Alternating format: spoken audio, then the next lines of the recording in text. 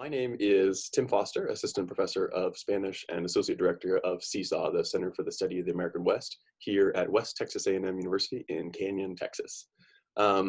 This year we are doing things a little differently. That's an understatement, of course. Normally we have evening programs open to the public and these noon brown bags where our faculty get together to share draft versions of projects we're working on related to the American West. But during COVID, we started having these virtual brown bags with WT faculty and found we were getting a wide audience. So we decided to open it up to people from the WT community and beyond, and we've had great success with that.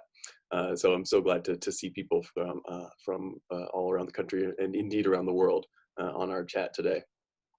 So this is a lunch brown bag, so feel free to be munching your lunch, but just remember to keep your mic turned off. With the brown bag format, you can please leave your questions or comments that you have in the chat at any time, which I see some of you already are doing, which is awesome. And then at the end, you can also have the opportunity to unmute yourself and ask a question after Leroy's talk is through. So feel free to use either of those options for asking questions or giving comments. Just a note, this is being recorded, so if you prefer to type your questions rather than unmute yourself, feel free to do that. So on that note, we are more than delighted to welcome Leroy Myers today as the first brown bag speaker, our second brown bag speaker of the fall semester. Leroy Myers is a PhD candidate, ABD, in history at the University of Oklahoma. He holds a bachelor's in history from the University of Maryland Eastern Shore and a master's in history from OU. He was a 2019 Jack Haley Fellow at the OU Western History Collection. His interests include African-American migration and African Native American relations in the American West. His dissertation, which he will be defending in May, explores African-American migration to Indian Territory in Oklahoma during the late 19th and early 20th centuries. So soon to be Dr. Myers will be speaking today on the topic of Edward McCabe and Black Promise in Oklahoma. So please help me, join me in welcoming Leroy Myers. Thank you. Thank you guys, and I want to thank you guys at the Center for the Study of the American West for having me, and I'm really excited to discuss Black towns. I write about it a lot, and I've been thinking about it for quite a number of years. So I do want to say that before I get started talking, yes, the title does say Edward McCabe and Black Promise in Oklahoma. However, I did some changes last night for a variety of reasons, which I'll get to after this slide. And so I won't be talking about all the present day Oklahoma. I'll just be talking about the western portion of present day Oklahoma, which at the time in the 1890s was known as Oklahoma Territory, which I'll talk a little bit about. But before I talk about that, I find it really interesting, and I'm sure that some of you guys have probably heard about this, and this is when it, let me see. Oops. Having issues with my screen here. 1 second.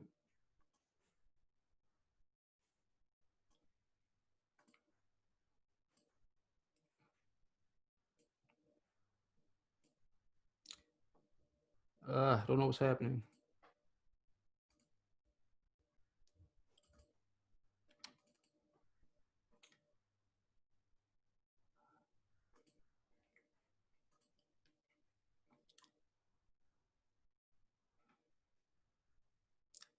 You know, that's the thing about technology. Even when you prepare, it'll still fail at the right time. Always. Always. We're not seeing the screen share right now. I guess okay. Yeah, exactly. Don't worry. We'll figure out the technology. It's not a big deal. It happens to me all the time.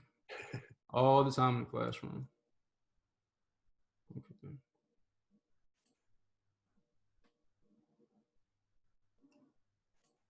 Oh, come on.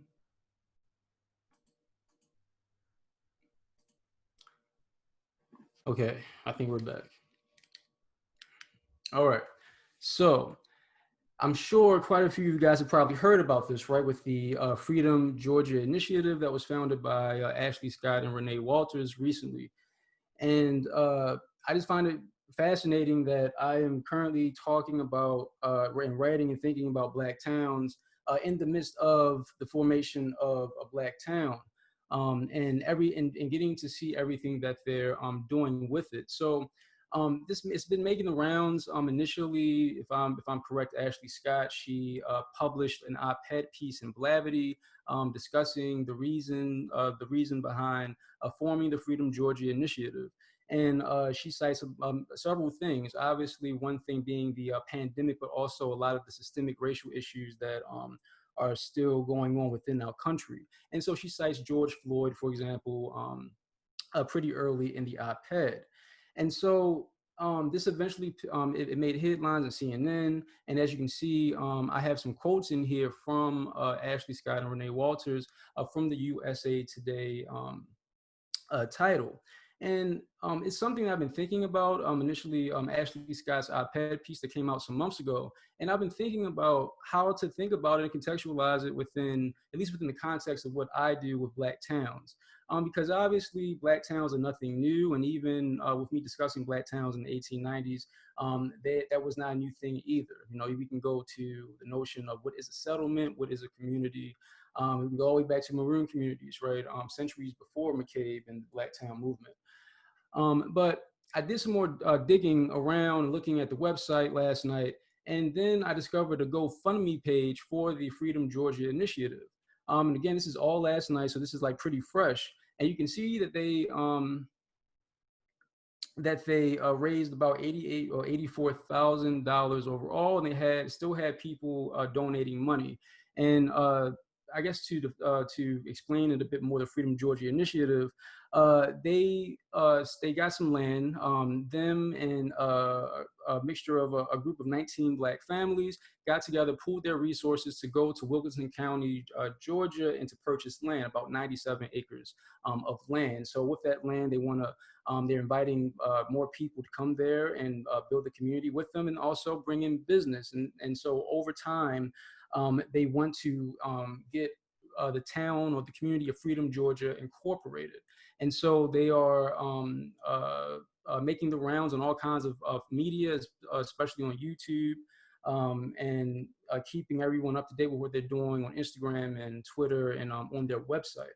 And so they have this GoFundMe page. And as you can see right here, I was going through the comments. So I was curious to see what people were saying about this.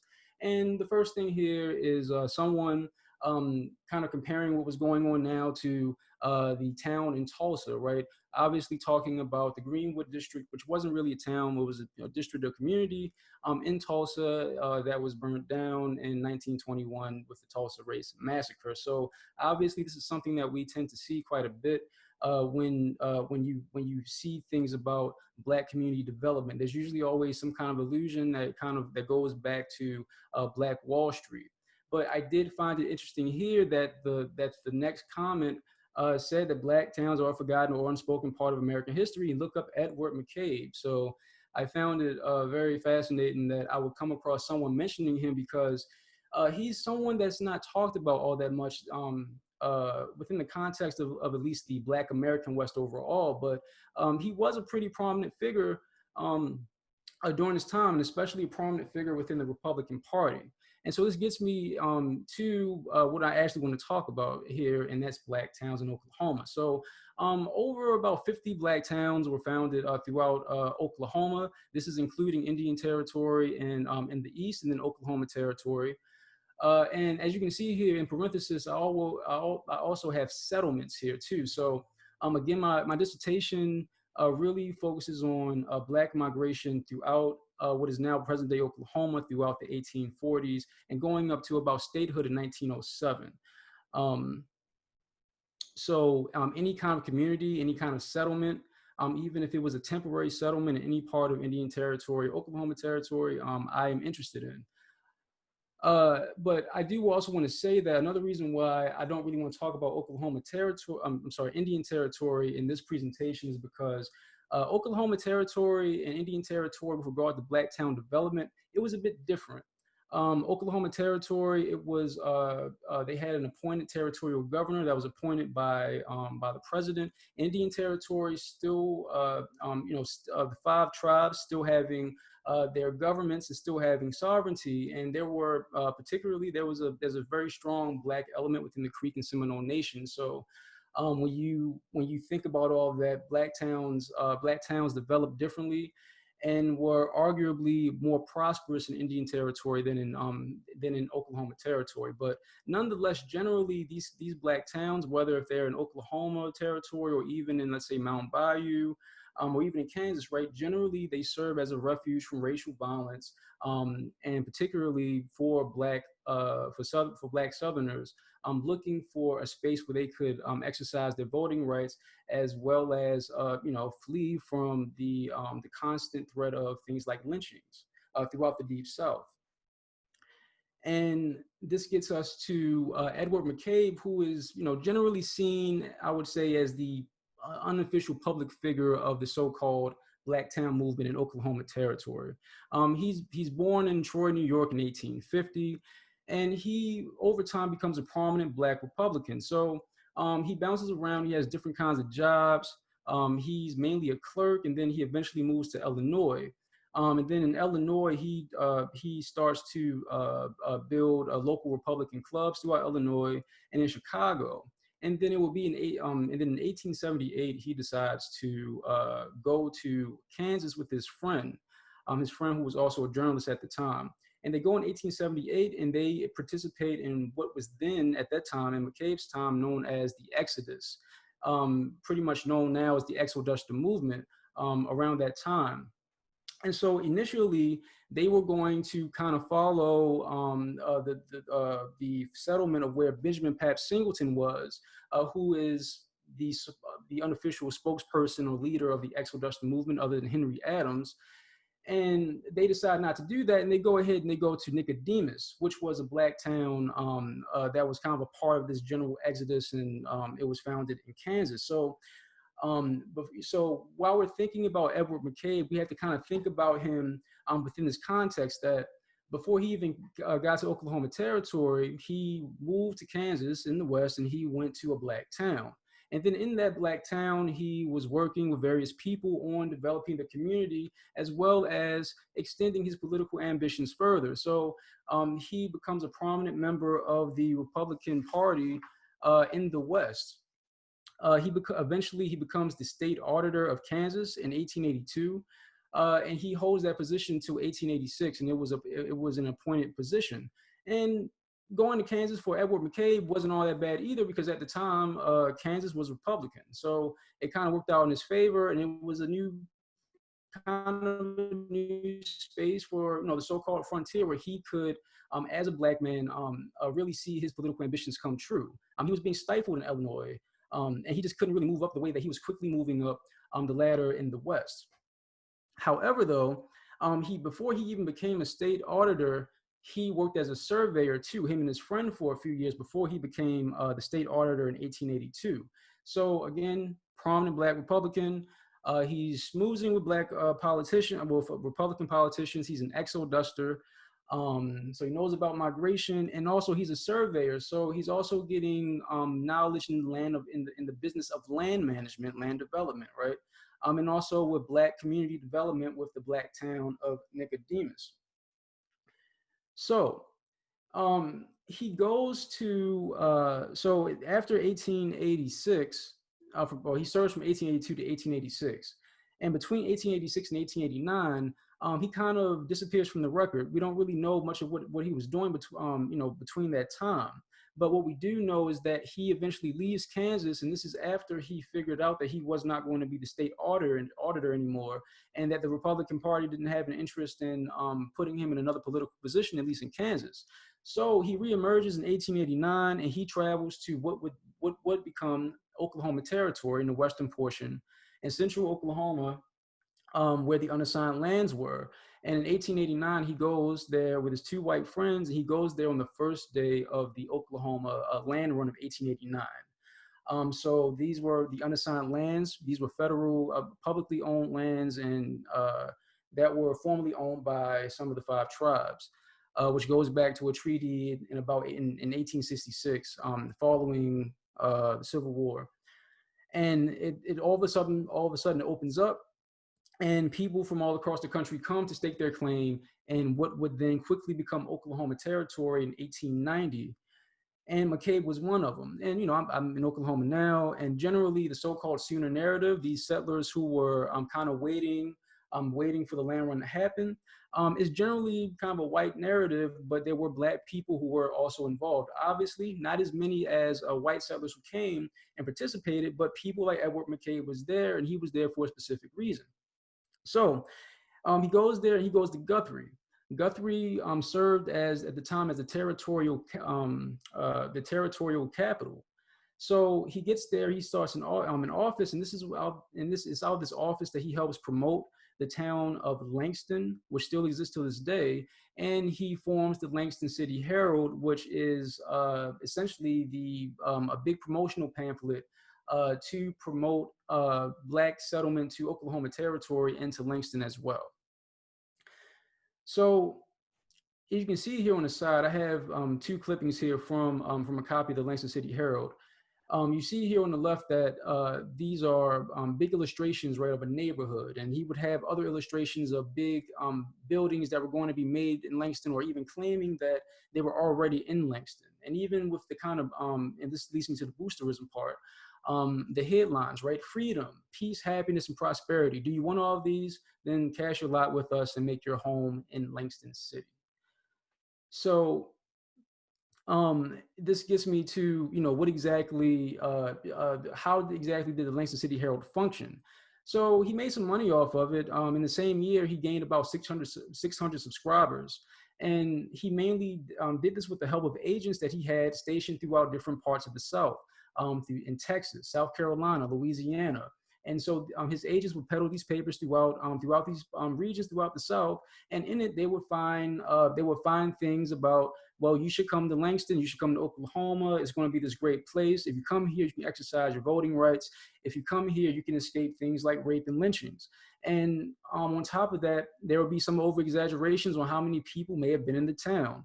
And throughout much of the Langston City Herald's history, Edward McCabe would exaggerate numbers, and he would claim that eventually he would have hundreds of thousands of Black people coming to Oklahoma Territory. And it was his goal to make Oklahoma at least a predominantly Black space in which he could have a considerable amount of political influence.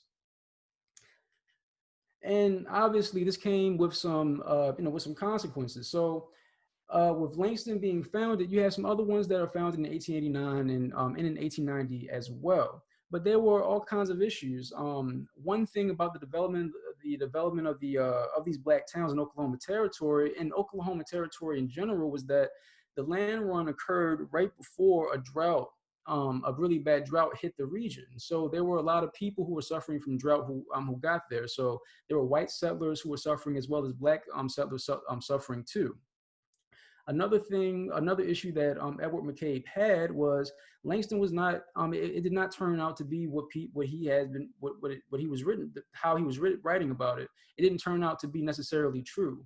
In 1891, these buildings the buildings that he wrote about didn't really exist. If anything, there were shacks, there were tents, and there were reports in certain newspapers of people turning back after they came to Langston. And also because of his inflation of numbers and just exacerbating, tense relations, exacerbating issues that white settlers had with Black settlers nearby, especially ones that did settle in these Black towns. So you see here at the top right corner, race war in Oklahoma. And obviously these are some exaggerated accounts, but there were skirmishes between some Black settlers and white settlers in Oklahoma Territory. Edward McCabe, he was aware of this, and he even warned that if you came here, you should probably have, if you came to Langston, Oklahoma, you should have money as well as a Winchester rifle. But another thing here too is that when thinking about developing a Black town, McCabe also was just generally interested, as I said before, in just creating a large Black voting bloc nonetheless, because they would probably vote Republican, and he was a prominent Black Republican. So much so you can see right here these two telegrams, and I know they may be a bit hard to read because of the handwriting, but the one at the bottom is from Edward McCabe, and he's getting in contact with somebody so he could get information on a land run that was happening in 1892. I believe this is the Sac and Fox land run. And then eventually someone else writes for him to get that information so he could then advertise it in his newspaper. And if you can see at the top, they say that the Herald was the only Negro paper in Oklahoma Territory at the time. So in a weird way, with him also kind of demonstrating how prominent he was, at least in certain Republican circles, also having this newspaper did give him perhaps even a bit more political influence that he needed to get information on land runs, because Langston also served as more of a transient town more than anything. And so people would come here and they would just kind of jump off from Langston and they would go further, let's say, next to another land run that was occurring right next to Langston. McCabe focused on this so much so that he also founded another town called Liberty that wasn't too far away. It was further north from Langston, but he literally made it just to take advantage of the opening of the Cherokee Strip further in the northern portion of Oklahoma Territory. Now, I say all this. I'm saying all this about black towns, right? There were issues with drought. Another simple issue, straightforward issue, I should say, was that just the irony here about these people were coming and they were using black spaces as a refuge from violence and subjugation, but in certain ways they were subjugated as well. They were subjugated because they couldn't get the proper access to fertile lands that they needed to grow things like cotton and to grow other kinds of crops that they could probably sell to market and also live off of. These black towns, most of them, especially in Oklahoma Territory, didn't have a railroad depot, and they couldn't get one. Langston didn't have one. The nearest one was in Guthrie, which was a little more than 10 miles away. And the town of Liberty, one reason why it failed was because he also made it because he wanted to try to get a railroad depot installed into that town in order to have easier access for people to get into the town and into that land. So you see here from 1889 to 1894, this is a timeline, and it's really only in the year of the land run, and then the year after the land run, that you see the most black towns formed. Only 8 of them, and of all of these, Langston's the only one that still exists today. Go a bit further, 1895 to 1901, it just, again, just 4 overall between 1895 and 1901, and only in Oklahoma Territory. And of course, this is a bit different in Indian Territory. There were several towns that were made well after 1900. One of the most popular black town in Oklahoma being Boley, that's formed in 1903. So again, when Boley forms, a lot of these black towns were in Oklahoma Territory were still struggling to survive up to the by that point, especially by the 1900. But when we think about the overall black population and we kind of consider that within the context of boosterism, right? The inflated numbers that some black leaders like McCabe will write about in their articles to promote people to come to the town. This is from a census in 1910. So obviously this is Oklahoma when it's a state. So it became a state in 1907. So this is also including the black population that was in Indian Territory. But this is the non-native born black population.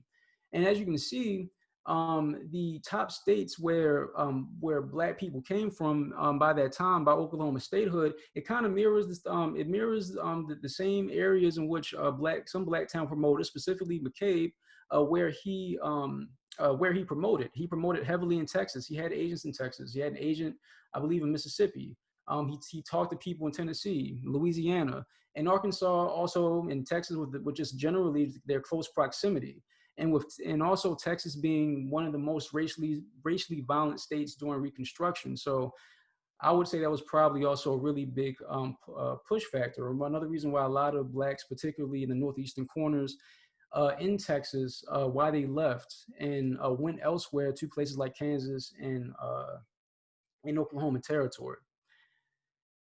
So I want to talk a little bit more. I've been kind of talking about boosterism and rhetoric, and so I thought it'd be interesting to kind of look at so-called black town rhetoric then and now with Mrs. Scott and then Edward McCabe. So 2020, 1892. And obviously, you know, the language is different, but they're kind of saying similar things. So in boosterist literature, there's always a sense of urgency, right? Well, you see this with Mrs. Scott here. Now is not the time to sit around and complain. Now is the time to pool our resources. And if you go a bit further, right, she's talking about now is the time to vote locally and nationally. This time of the new Black Independent Party, and also having and also focusing on the notion of assets. And you can see right here, Edward McCabe also expressing a sense of urgency, but also expressing you know, the issue with the Democratic Party and its domination throughout portions of the South, and using that as a way to entice people, his readers, from places like Texas to come and be a part of this new thing in Oklahoma. And again, here we can see something, this is perhaps even more striking to me, with Mrs. Scott saying that she discovered a viral post in Toomsboro, Georgia for sale, and they joined several Facebook groups, right? The notion of a post that went viral that got her interest, kind of similar to Edward McCabe and the circulation of Blacktown newspapers throughout parts of the South, and even with the Exoduster movement. This was something else that they did too at Benjamin Pap Singleton, producing flyers that went all throughout different portions of the South. And with Mrs. Scott here, saying that in these Facebook groups, they're discussing building Black cities and new Black Wall Streets, right? So again, I'm all kind of always going back to this illusion, or alluding to this notion of Black wealth and the importance of Black community development by using Black Wall Street as a symbol. But also explaining wealth, right? Wealth is created through cash flow and assets, taxes and bonds, the importance of land ownership, and especially getting young people involved. And what do we see Edward McCabe talking about in 1892? Do you want to build wealth?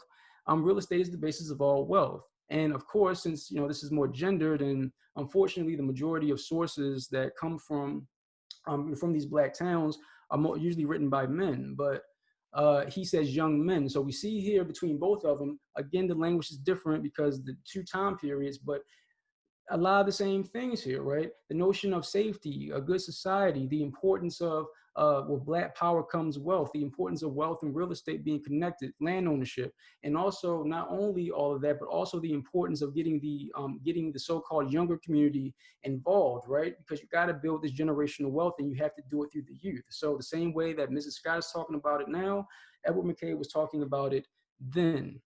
And so in closing, I guess just to kind of go back to the Freedom Georgia Initiative, we see even here that Viola Davis had mentioned what they're doing, and said that she looks forward to one day visiting and buying some land there one day. And so I know I've been doing comparisons here between then and now, and I just want to say that I say all this to say all this about the connections between the Freedom Georgia Initiative and Blacktown Development Oklahoma Territory. Not in that I'm saying that that this would fail. I mean, if anything, it seems like it has a very good opportunity to succeed and be and go really well, and I hope that it does. But even if it succeeds or fails, one thing that the Freedom Georgia Initiative demonstrates is that there are still yearnings because of racial violence and issues of systemic racism, right? That some Black people still feel the need, right, of trying to make a more inclusive, safe space. And we see here, Viola Davis, she's talking about Ashley Scott describing Freedom Georgia as a safe haven where you can be authentically Black, unapologetically Black, and not be judged. And that's not a far cry from what someone said about Langston in 1894 in a newspaper, saying that Langston was the Negro's refuge from lynching, burning, was the Negro's last refuge from lynching, burning at the stake, and other lawlessness. Thank you.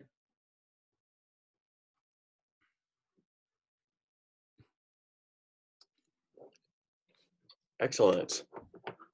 Thank you so much. I have so many questions to ask. At this point, people who want to unmute themselves and ask a question via video can. You can also leave your questions in the chat, as a few of you already have, and I can ask those. So I guess I'll just go ahead and get started.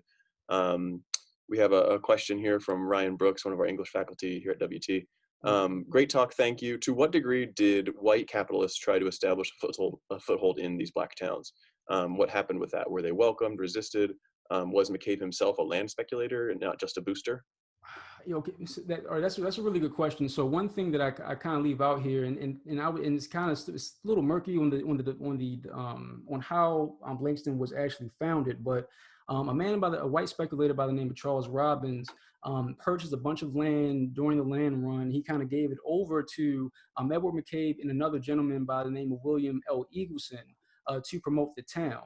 But based on records of Edward McCabe, he was a land speculator, and he kind of drifted off into obscurity. Once more kind of Jim Crow era laws kind of came into place, and he drifted away and he left his wife in Oklahoma. I don't know if they divorced or anything like that, but there were still like plots of land and certain things that she owned because because of him, and so she sold them off. So he was something of a land speculator, but there are other there's other instances of white speculators also helping form some of these black towns. There's a black town called Lincoln. It was probably one of the very first ones, like incorporated black towns, and it was started by a white person who just got together plots of land and then promoted it as you know it, this new African turned out, but yeah. So with the development of black towns, yes, there were some white people who were involved there, but when it comes to even black towns today, there's always this issue, right? Because I mean, it's kind of like it's kind of there's some irony here, right? You look at Ashley Scott in the USA Today article, I believe it was Ashley Scott or maybe Renee Walters, and they had to explain that, well, it's inclusive, it's just a safe place for that a place where black people can be safe. But with black towns right now today, there are issues of white landowners kind of taking over portions of land and in areas, and kind of putting people there in these black towns here in Oklahoma in debt. And that's something from a recent study on black towns from Carla Slocum that came out, Black Towns, Black Futures, in last year in 2019. She kind of discusses a lot of these same issues regarding race relations in black towns today. Yeah, I wonder if you could kind of comment a little bit more in general about black towns in the West, and kind of why Oklahoma, because I understand that most of them were concentrated in Oklahoma, Kansas, Colorado. And were there general differences you could say between like Oklahoma and Kansas and Colorado, which were settled by more like white Northerners as well? Was there differences in the way that black towns were received in Oklahoma versus in Colorado, Kansas, or not really? And then could you also talk about differences between Oklahoma territory and Indian territory, issues with conflict between Native Americans and African Americans in eastern Oklahoma? What would have been Indian territory? Yeah, so yeah, that's a good question. So actually, the initial reason why I became interested in black towns, period, is because I was trying to figure out why Oklahoma had so many of them. And Mm-hmm. generally, people say because of land, and that's one facet of it. And I think it's a bit more to that story. So the reason why I go back so early in 1840s, because as soon as the southeastern tribes were removed from the southeast and here, right, they had into Oklahoma, they had slavery, but there was always a free black element in Indian territory. There's a map of early black settlements that date back to like the 1850s, right? And there was also there was also some ambiguities when it came to race relations because of the Black Seminole and that kind of element in the slave revolt that happened. So I would say that one reason why there were so many towns here, and I would say maybe why it's a bit more different in Oklahoma compared to, let's say, like a Kansas or a Colorado. And quite frankly, I don't know too much about the black towns of Colorado, but one reason is simply this black element, and then generally within this region, it was just more of a transient region. Uh, you have the Chisholm Trail, you have the Texas Road that cut through two different areas in present-day Oklahoma, going through Kansas. There's cowboy culture, and this is another reason why I pinpoint. I kind of put a spotlight on Texas as well, because Texas is really big. It had a lot of black people who were kind of forced there during the Civil War, right? A lot, places like Austin became a safe haven, I believe, for some slave owners during the Civil War. And then after that, I wouldn't be that surprised if a lot of them, would want to move because that's not where they're from. After the Civil War, if they were only there for maybe 2 or 3 years, and with the connections with the cattle trail, the Chisholm Trail, it played an important role in the Exodus movement. Actually, the first the first group of people to move to Kansas was in 1875, and it was in Texas. And quite a few of these people who went to Kansas, they used the Chisholm Trail and they traveled throughout Oklahoma and Indian Territory. So there's generally this transient nature.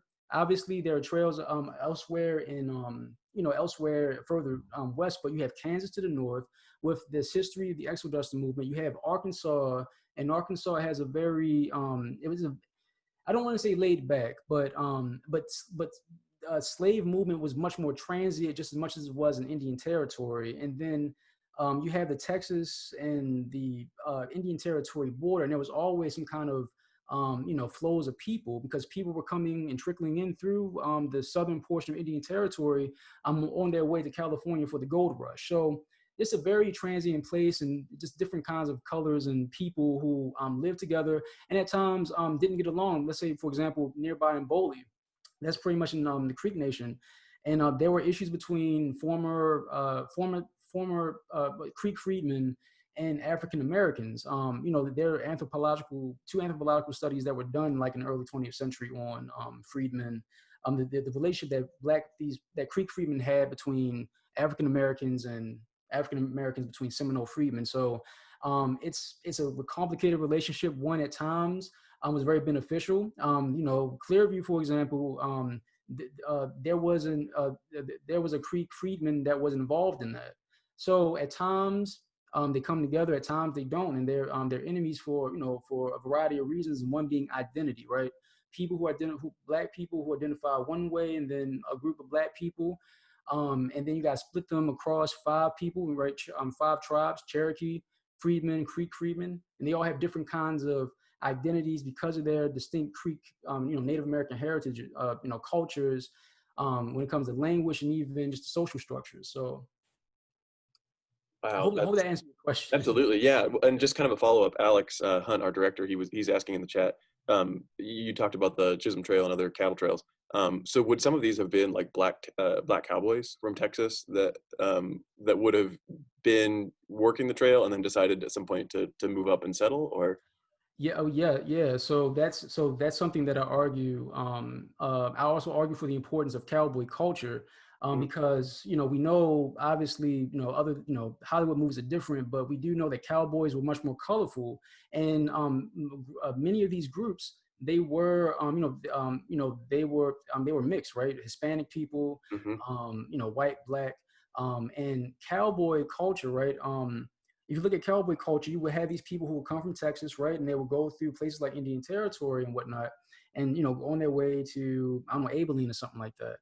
And not only were they kind of getting involved in the different kinds of cultures that they were probably experiencing, dealing with.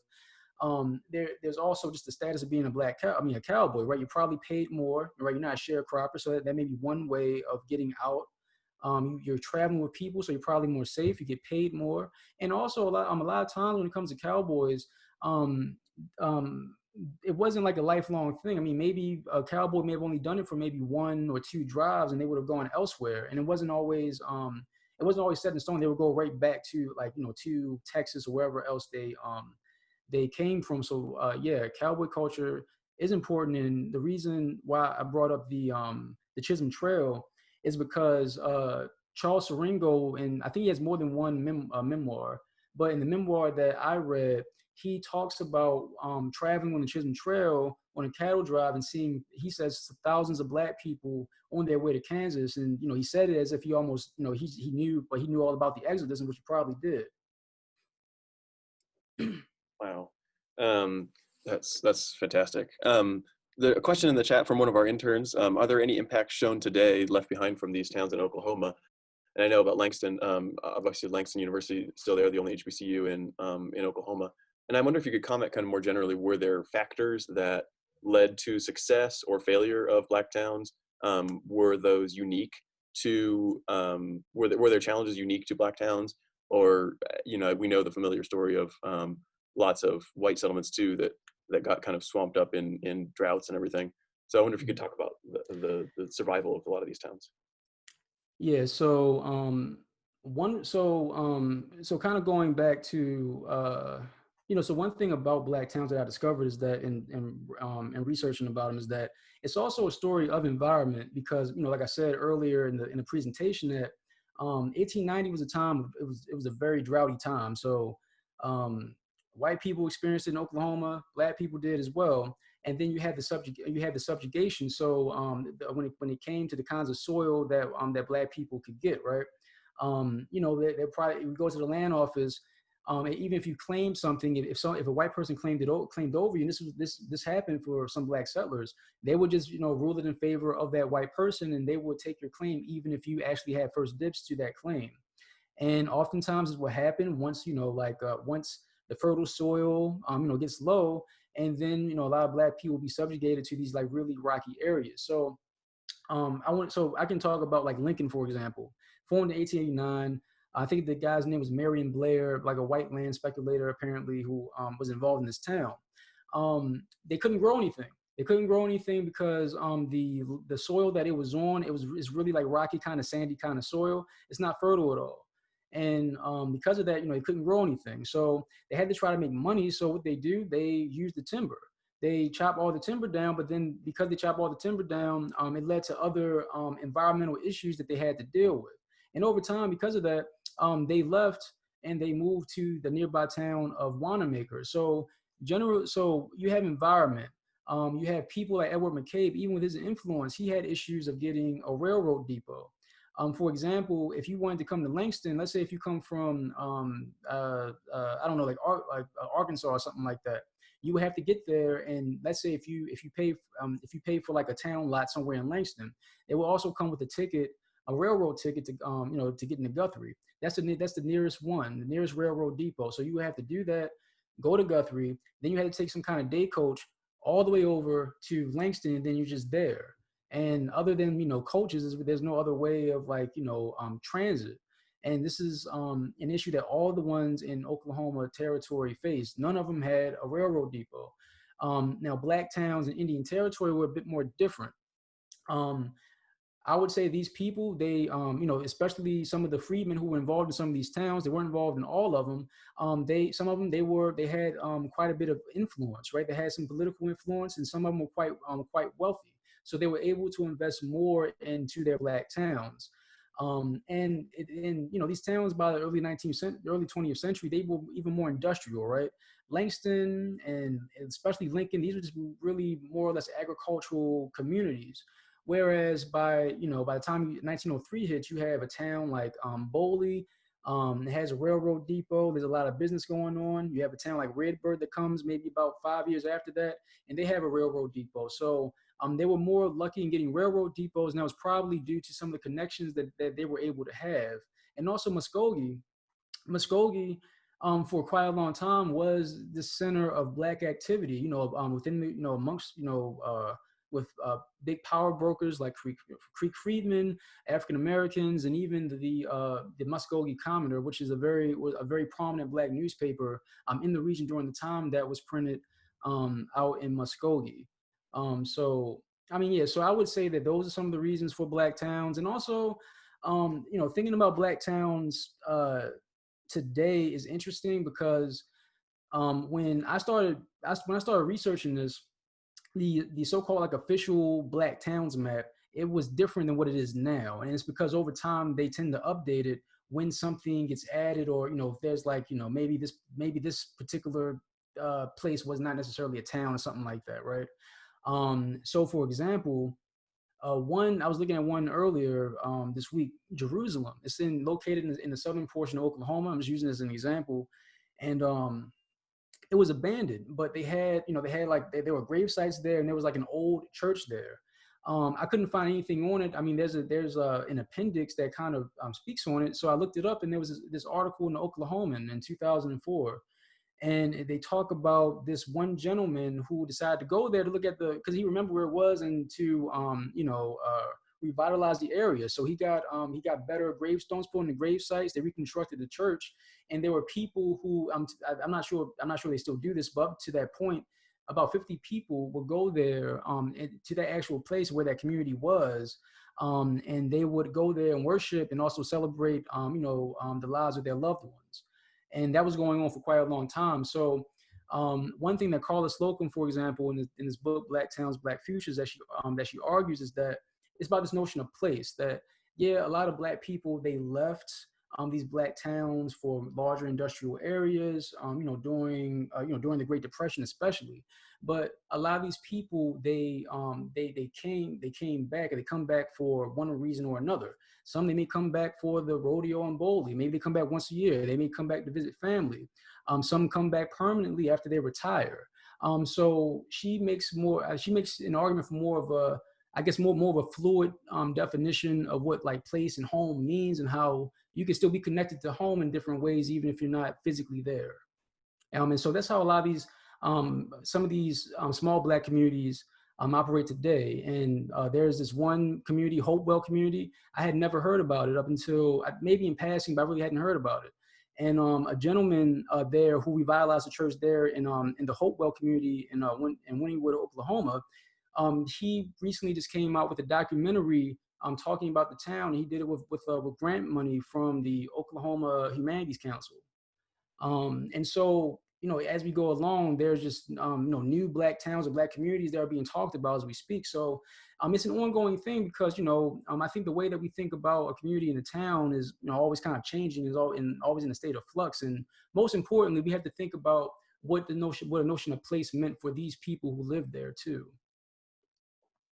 That's fascinating connections to both the towns in Oklahoma that survive in some way today, and also I really enjoyed your connection to the town in Georgia.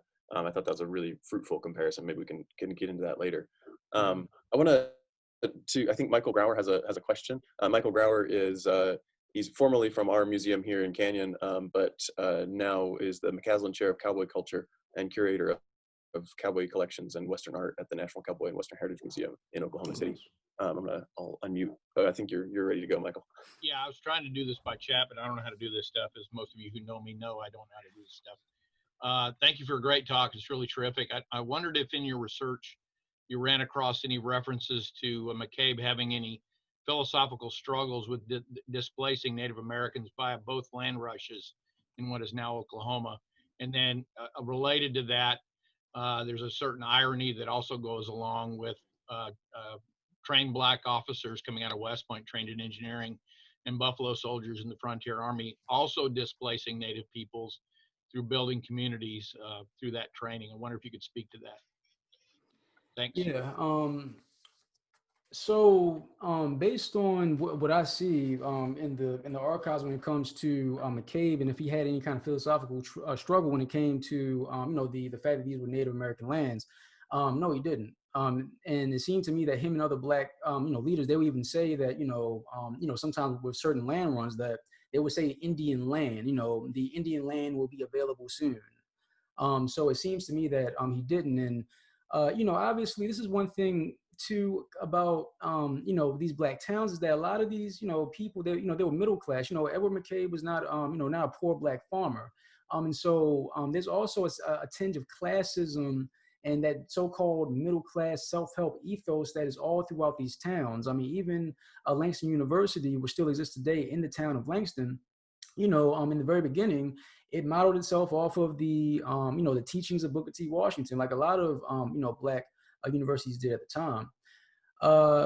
And even Booker T. Washington himself, he had some really interesting things to say about Native Americans.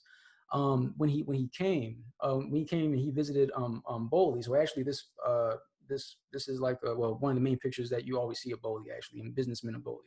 And when writing personally about his trip to Boley, he said that he was very saddened because he didn't get a chance to see a real Indian. And in his writings about Bowley, he talks about, hearing the so-called, quote unquote Indian on the warpath. So Black people also kind of played into these stereotypical notions of what it was to be an Indian. And for Booker T. Washington, he did not understand, based on his personal writings, why there were these so-called Black Indians. He did not understand why they would want to be associated with them, and why would they not want to be with these great uplifting Blacks that you see here in the background. There's plenty of racism to go around. I mean, with Native Americans, they had interesting Native American leading Native American writers of the time had interesting things to say in the newspapers about Black people. Even in satire, Alex Posey, for example, a prominent Native American humorist, he jokingly called Booker T. Washington, when he went to visit Roosevelt, Booker T. Washington Tub, right? Kind of denoting the domestic duties that Black people usually have during that time, and also saying things about Black skin and comparing it to burnt sweet potatoes. So it's just a lot of interesting things. And also they hated the Republican Party because they thought that the reason why all these Black people were coming and building Black towns was because of the fact that because the Republican Party hated them so much that they just kind of wanted to put more Black people in there. Period. So they also had this weird association with Republicans. Now, as for the Buffalo Soldiers, which is something, unfortunately, I don't really write much about. Which whenever I publish this, I do want to have something in there about them. But again, I would say that their ideology and their concerning Native Americans also kind of fell in line with this kind of moral superiority that middle class, upper middle class Black people had, right? Because even with amongst these kinds of people, they did have certain kind of airs about them, even comparing themselves, let's say, poor Southern Black farmers compared to the uplifting Northern Blacks that are educated and that who can read, who can write, right, and who has access to certain kinds of things, and even down to morals, right, the kind of that moral ethos, right, what it means to be a great moral middle class Black person, the kind of things that Booker T. Washington extolled is something that a lot of these people followed, and they will write and think about Washington all the time. But with Buffalo Soldiers, some of them, they came and they stayed in Indian Territory too. And a lot of Black Civil War veterans and as well as Buffalo Soldiers kind of came and stayed and throughout different parts of Oklahoma Territory, Indian Territory. But there was no love lost between any of these groups at all. I wonder if I could ask kind of a big picture question. We do a lot of thinking about the idea of the frontier at Seesaw, and obviously the baggage of Frederick Jackson Turner. The idea that the American character was forged on the frontier, which is a pretty explicitly white narrative. You talked about the so-called frontier with McCabe and finding possibility in Kansas. How do you conceive of the idea of the frontier, given the baggage of Frederick Jackson Turner? And how is the idea of frontier different for exodusters than it would have been for white settlers? That's a good question. So I would say that, I see, and this is the thing about, Black migration, and this is usually like a caveat. I usually I have like a big picture lecture that I usually give on this. And, I'm talking these things up and kind of projecting them into these kind of bigger pictures, but in the larger context, again, there was only like 100,000 Black people by 1910 that came here, right? So McCabe did, failed to really achieve what he really wanted to do. So, I say all this in mind, within the context of saying that, there were relatively few Black people that actually took, went ahead and went on with this. It's a really hard thing to do. Some of these people were walking on trails on Chisholm Trail from, and probably settling all throughout different parts of Oklahoma Territory en route to Kansas. Especially if they didn't have any money. But I would say for Black people, the West, it does symbolize this notion of an opportunity, but obviously it's different, compared to the general white narrative, right? Because someone like Booker T. Washington, for example, he saw a place like Bowley as important, not only because it was a black town that was, you know, industrious for its time, but also because of the fact that he really believed in the so-called nation building project, and he believed that not only were white people coming to the frontier and engaging with it and making for civilization, black people were doing it too, and they were working together, right? So kind of playing into that accommodationist narrative. So I would say on surface level, that's what really that's what a lot of black people really hoped for. But for someone like McCabe, and this is something that Kenneth Marvin Hamilton argues about in Black Towns and Profit, where he literally argues that pretty much quite a few of these people, Black Town founders and McCabe included, were nothing more than shiesty businessmen, and they just wanted to make money. Uh, and which, you know, I agree. I mean, initially I didn't really agree with his argument, but actually after reading more about McCabe and seeing certain things, you know, I think it's up in the air. I mean, I'm not too sure how wedded he was to the fact of helping out black people more than he was his political ambitions. He has office in Guthrie, and to my knowledge, he didn't live in Langston at all. He lived in Guthrie. Now, obviously, he would do that mainly for political purposes. But if you're a town leader, you should probably be around living in the town. If you're in, but you know, you're like in Guthrie writing your newspaper, and then you're just sending it off to the places in the South. So for McCabe, yes, opportunity, right? He probably could have gone back to Illinois, and probably just could have maybe done something else. He didn't have to do all that, but his ambitions got the best of him in a way, and he kind of like goes off into obscurity. Whereas for, let's say, your in Arkansas, for example, right? During the 1880s, early 1890s, there was a little boom of interest in black people going to Arkansas for land, but the land turned out to be really rocky. And as usual, the white community didn't want them there. And so there's one scholar who describes this as a so-called Black Trail of Tears because it was just an immense failure. And so some of those people just kind of went on into Oklahoma territory to be a part of some kind of black community. So for those kinds of people, right? I would imagine these people, quite a few of them, they probably bounce from place to place. I mean, even for McCabe, for someone who was looking for only political opportunity for the most part, he bounced from Kansas and then to Oklahoma territory. And so you see these movements of people. Kansas fails, didn't really work out. They may go to Arkansas. That doesn't really work out. So then they'll go to Oklahoma territory. That doesn't work out, or let's say in Boley, that doesn't work out. And then next thing you know, Chief Sam is coming out of nowhere, and he's talking about taking black people away from the racist United States and putting them on the Gold Coast. So I would say that the kind of people that went on this journey were people very well, I guess we like the adventure, but also very interested in this notion of black community. I mean, the same kind of passion that you can kind of see, in those comments in the GoFundMe, and then even on that Instagram post. I think it's something about this notion, this utopianism that really it does something for a particular kind of group of black people, because again, many of them did not. The majority of them stayed in the South. Excellent. Again, the connection to the modern day towns is super interesting. I think really fruitful. Well, as we're kind of approaching the end of the time, if anybody has a really short last minute question that they'd like to answer, you can put it in the chat. But in the meantime, Leroy, I want to thank you for being here, for giving this talk. I wonder if you had any last thoughts or anything to promote, or any other projects you're working on that you'd like to briefly mention.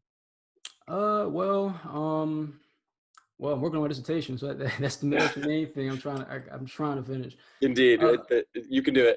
Yeah. But no, well, I mean, follow me on Twitter. So I haven't been on Twitter long. So I mean, I'm going to be posting mainly things about black towns and black communities and black and Native relations. So if you're interested in keeping up with me, just follow me on Twitter. Excellent. One question that came in here from our director, wondering if you'd be willing to comment on Toni Morrison's novel Paradise. What do you make of this novel? Is it historically accurate? What's the historical basis of this novel? Maybe just open up a can of worms right too late. But let's just say I have read more about historians writing about Paradise than I have actually reading Paradise.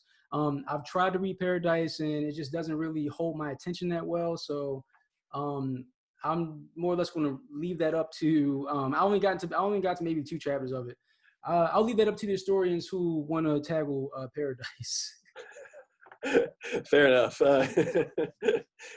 Well, excellent. Thank you again. Everybody give a virtual round of applause for Leroy, soon to be Dr. Myers.